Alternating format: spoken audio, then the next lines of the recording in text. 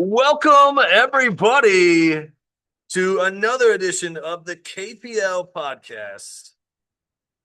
I am your host and commissioner, Nathan White.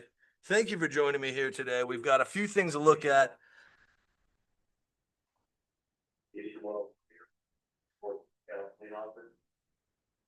We've got a few things to look at, including the successes and failures from around the league this year, as well as playoffs. That's right. We're talking playoffs this week.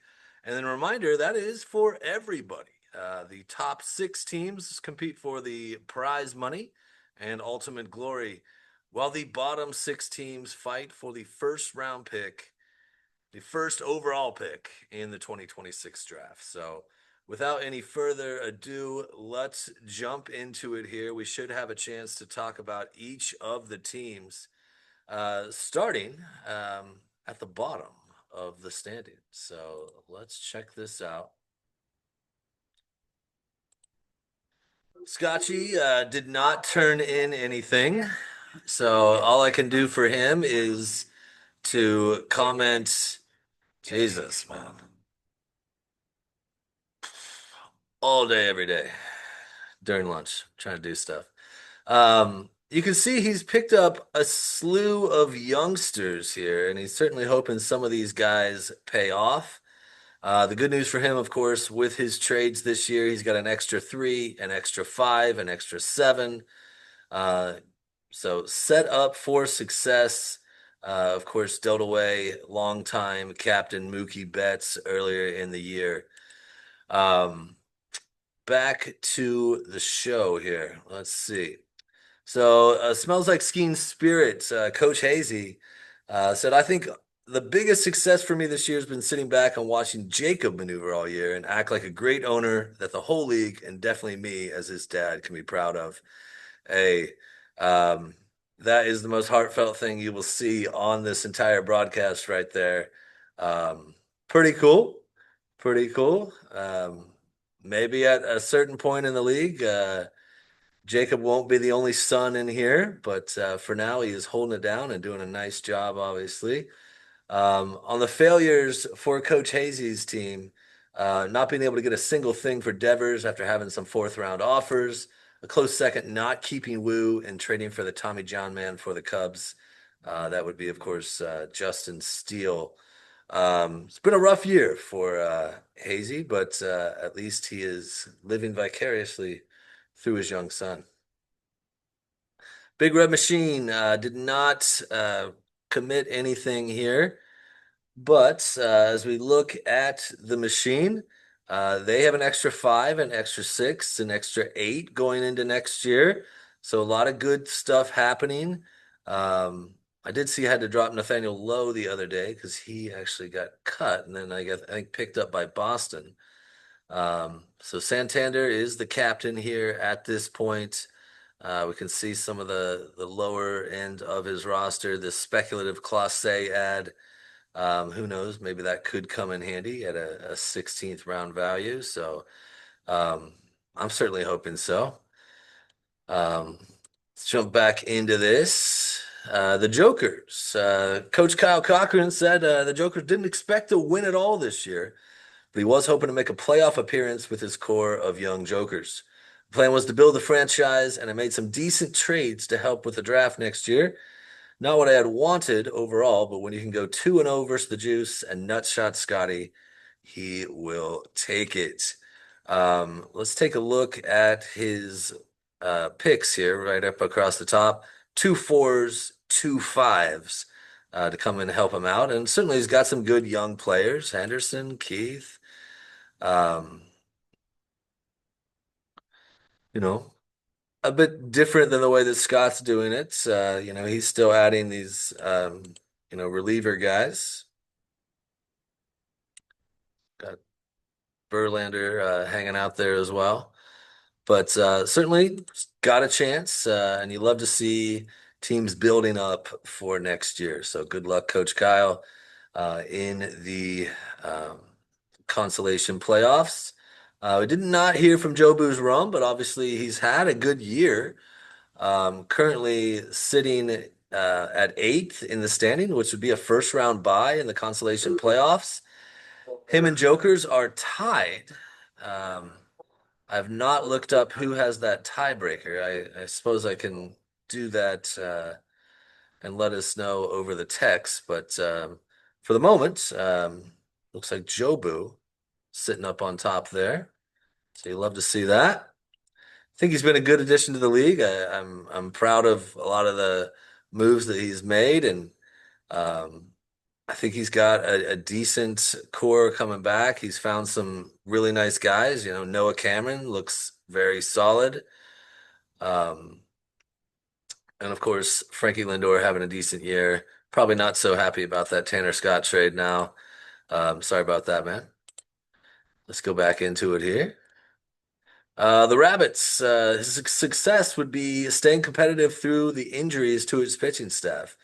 Yeah, the Rabbits, an interesting case here, as the Rabbits are in seventh, but they do have a winning record, which is something they did not have last year when they made the playoffs. So there's a little nugget for you there.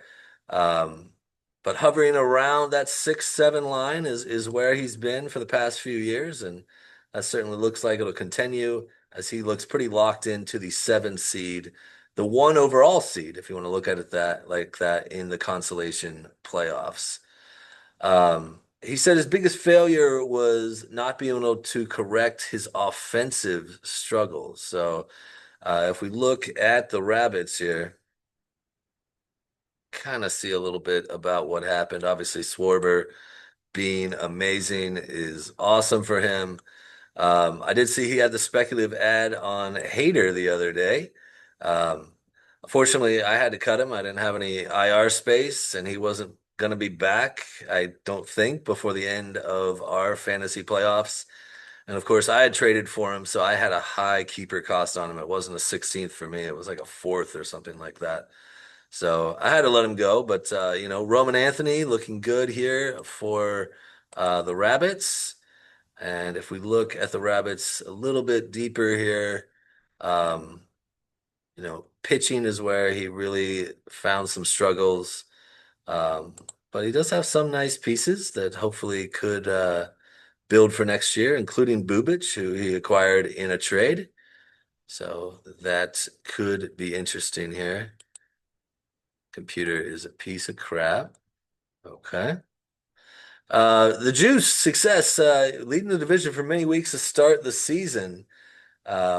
He was the top dog for much of the first half of the season. His team sliding into the worst seed and not even having a playoff spot locked in at this point. Um, oh, the Juice. So the Juice, if I pull up their sheet here, of course, traded away their first round pick prior to this season to the Ghost Striders. So he is down a couple of picks, down to 7. He's got an extra 10.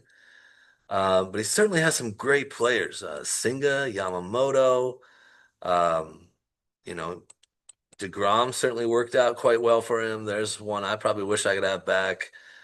Pete Crow has slumped here a bit lately, but certainly appears like he is on the superstar path. Um, so we'll see what happens with the Juice in the playoffs. It's definitely a different looking Juice lineup here. You see currently no bench bats, probably just because Willier went on IR a couple of days ago. But that means a lot of pitching, and it's not just starting pitching as we've seen him do in the past. He's got a lot of relievers here, balancing out this team. Probably headlined by Devin Williams, even though he's had his bad moments this year. But this is a really good team, and I think playoff wise, any of these 6 teams can win this thing. I firmly believe that. Let's keep going. My aces. Most happy about the growth of my team through some late round keepers like Scooble and Merrill over the past couple years.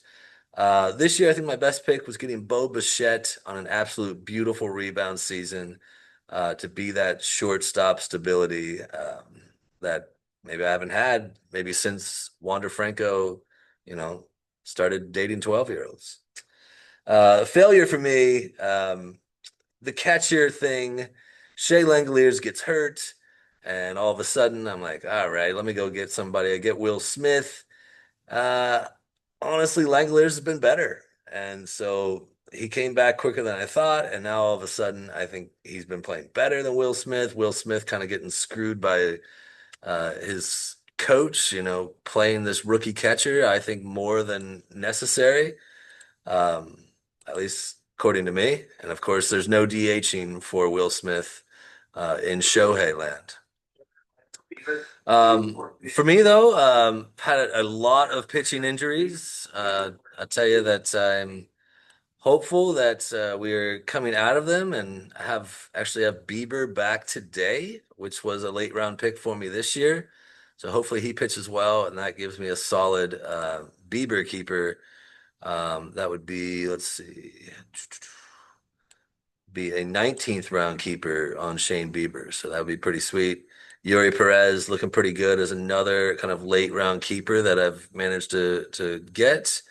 And then, of course, you see Bo Bichette there in the eighth, um, as I mentioned. Up the ladder we go. Turn up the Jazz. Gave me a biggest failure, keeping Ozuna over Pete Crow and Hunter Brown. The Jazz are an interesting team. We always, I always think about, who do I not want to see? Something about the Jazz, and as we'll talk about here later, Ellie, that just doesn't quite line up with me like the way I would like. But don't tell them that, right? We'll see if they got this far in the video. I'm telling you, this computer is a hunk of junk. I just got a new one last year, and why is it so slow? We don't know. All right, so he kept Ozuna. So I wanted to pull up Ozuna, if it'll let me. I know I'm getting a little long already, so I don't want to take too long. There we go. Ozuna, 20 homers, 60 RBIs, but just the 235 average. It's probably what he's most upset about. Yeah, hit 302 last year, right? So that's quite a difference. Um, but the Jazz, again, still with that chance to get the division crown in the East. So he is hoping I can deliver Ellie with a loss, and he can make up what is right now 2.5 games on Ellie. Of course, he's got his own problems right now as the Jazz currently losing 3-7 to the Juice. There you go. Interesting stuff. Okay, just a couple more teams to go here. Did not hear from Kev, unfortunately. Kev's got a great team. I hate playing Kev, and if this thing will cooperate with me, I can show you exactly why I hate playing Kev because I feel like he always has one of these days, at least one of these days, where he hit 7 homers on Tuesday. So. Um, we'll pull that up.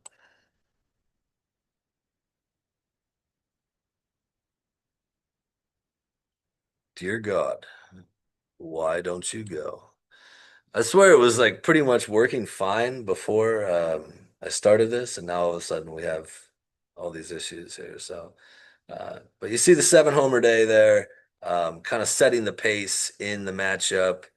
Um, if we look at the matchup, currently is down 6-3 to me, but that is not enough. I need more than that. I need one of those five homer days myself to really make this interesting. But we've got a great pitching matchup going, both ERAs under 3. And Kev, the odds-on favorite to lock in the 2 seed and take a first round bye next week. Now, as for Ghost Rider, his success managing his way through not having high picks and coming up with a lot of players he likes. Guys like Nito Peterson, who I believe was a 30th round pick, essentially a free agent pick. Took some shots on Scherzer and Woodruff. Seems nice. His failures, he's had a bunch of injuries, dropping Corbin Burns because he's out basically all next year too. Traded for 2 pitchers, only to have them only to lose them a few weeks later. Tyon comes back, and hopefully that will give them a spark.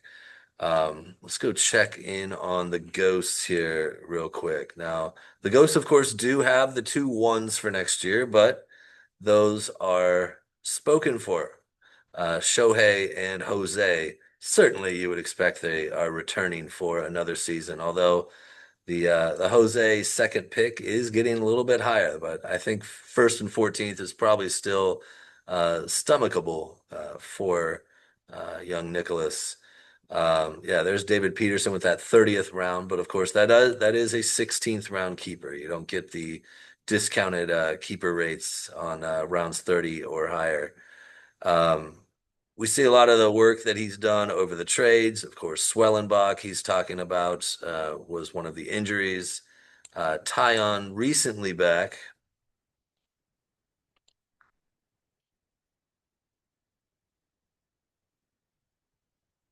Jesus. All right. Let's check out this bonus quote from Coach Nick. He said, "Three-peats are hard for a reason. The season feels certainly more challenging, both in terms of staying healthy and the quality of opponents. It's all about getting hot at the right time, and that time is now. He believes in his guys to win the week and win the division." Well, let's look at the guy he's playing this week for that division. Satisfy your balls, young Jacob. Trading for Webb and Sanchez for what, like a ninth in 2 years? Well, I did look this up beforehand. I was actually a fifth and an eighth next year. There was another trade where he included a ninth in 2027. So maybe getting those mixed up a bit. But they've certainly been very good for him. The biggest failure was every part of the deal with Scotty. He is referring to the Betts, Bautista, and Raggins deal, um, which none of those have really worked out great. I would love to see this matchup. Okay, good. So we have the Ghost Rider Satisfy Your Balls matchup here. This is the West Division Championship matchup, and we see an ERA of 1.23 for the Balls. Um, Pretty incredible. Now he's only pitched 22 innings. He appears to be kind of sitting some of his starters after they all pitched twice in a week against me last week. Um, but whoever wins this is the division champ. So, Nick needs one of those big nights. Look at this, 36-13 in runs. Oh my goodness, the 314 average. So Nick is going to need to peel back, you know, take the Ks, saves, holds, wins and quality starts, stolen bases, homers. That's probably the most direct path. Maybe even needs to get RBIs a little bit as well because coming into the week, Tatisfy was up point 0.5. So Ghost Rider cannot win the division with just five categories. They need 5.5 to force the tie break, which I believe.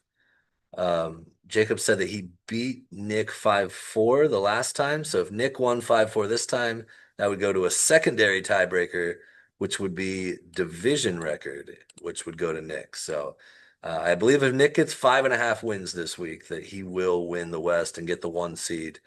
Obviously, it looks like whoever doesn't get the one seed is probably going to the 3 spot. Ellie getting the second. And that bell, my friends, means that it is time for me to get back to work. So, um, good luck to everybody. I will talk to you guys on the chat line throughout the weekend. And I look forward to another edition, a playoff edition of the KPL podcast next week. With that, I say goodbye. Happy hitting.